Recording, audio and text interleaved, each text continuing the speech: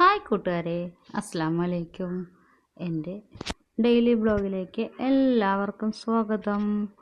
നിങ്ങളെല്ലാവരും സുഖമായിട്ടിരിക്കുന്നു? ഞങ്ങൾക്കിവിടെ സുഖമാണ്. നിങ്ങളെല്ലാവരും ചായ കുടിച്ചോ? ചായ കുടിക്കാത്തവരുണ്ടെങ്കിൽ വാ, ചായ തരാം.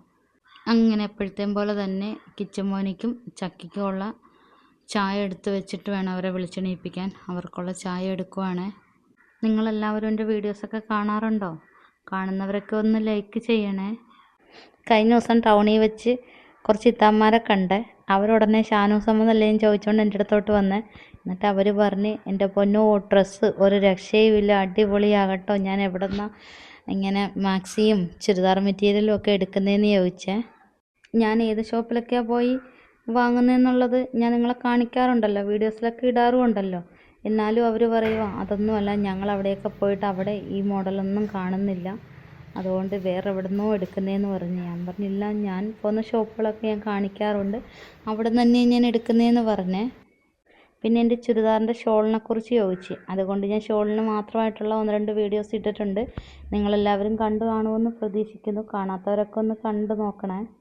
അങ്ങനത്തെ ഞാൻ ചായ കുടിക്കുവാണ്. എനിക്ക് രാവിലെ എഴുന്നേറ്റ് വന്ന ഉടനെ നല്ലൊരു ചായ കുടിക്കണം, ഇല്ലെങ്കിൽ ഒരു സമാധാനവുമില്ല. ഞാൻ പറഞ്ഞിട്ടുണ്ടല്ലോ, എന്നെപ്പോലെ ചായ ലവറുള്ളവരൊക്കെ ഒന്ന് കമൻറ്റ് ചെയ്യണം.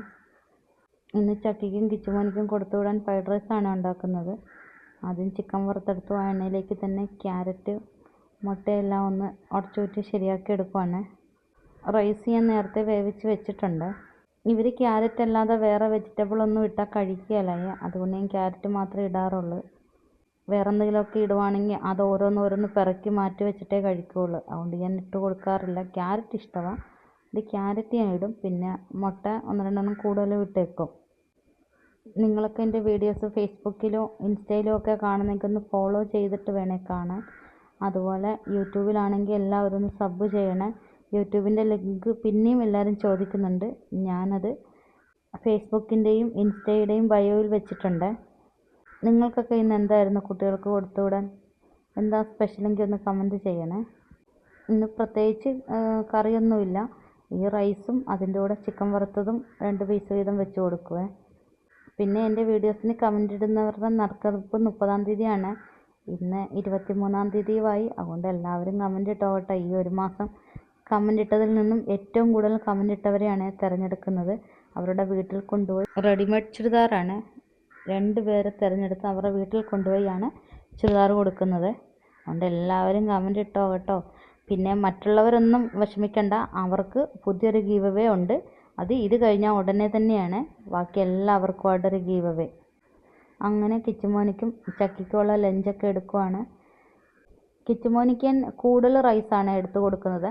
കിച്ചുമോൻ്റെ കോളേജിൽ ഹോസ്റ്റലിൽ പഠിക്കുന്ന കുട്ടികളൊക്കെ ഇങ്ങനെ വീട്ടിൽ നിന്ന് കൊണ്ടുപോകുമ്പോൾ അവരും കൂടെ എടുത്ത് കഴിക്കുവേ. അവർക്കിത് കൂടെയൊക്കെ ഇഷ്ടമാണ്. അവർ ഹോസ്റ്റലിലെ ഫുഡായതുകൊണ്ട് അവർക്കിങ്ങനെ വീട്ടിൽ നിന്ന് കൊണ്ടുവന്ന ഫുഡൊക്കെ ഭയങ്കര ഇഷ്ടമാണ്. അതുകൊണ്ട് ഞാൻ എടുക്കുമ്പോൾ കൂടുതലേ വെക്കുകയുള്ളൂ. മറ്റുള്ള കുട്ടികളും കൂടെ കഴിക്കാറുണ്ടെന്ന് അവൻ പറയുവേ. അതുകൊണ്ട് ഞാൻ കുറച്ച് കൂടുതൽ വെച്ച് കൊടുത്തു വിടുന്നത്. അങ്ങനെ ചക്കിക്കുള്ള ലഞ്ചൊക്കെ എടുത്ത് ചക്കിയുടെ ബാഗിൽ വെക്കുവാണ്. ചക്കിക്ക് ഒരു ദിവസം ഒരു പെൻസിലും കട്ടറും എല്ലാമാണ് കൊടുത്തു വിടേണ്ടത്. ചക്കിയോട് ഇന്ന് ഞാൻ പറഞ്ഞു, ഇന്ന് എനിക്ക് പെൻസിൽ തന്നു വിടുകയില്ല, നിനക്ക് നിൻ്റെ മാം 2 തല്ല് തരട്ട്, എന്നും കൊണ്ടുപോയിട്ട് പെൻസിൽ കളഞ്ഞിട്ടല്ലേ വരുന്നതെന്ന് പറഞ്ഞു.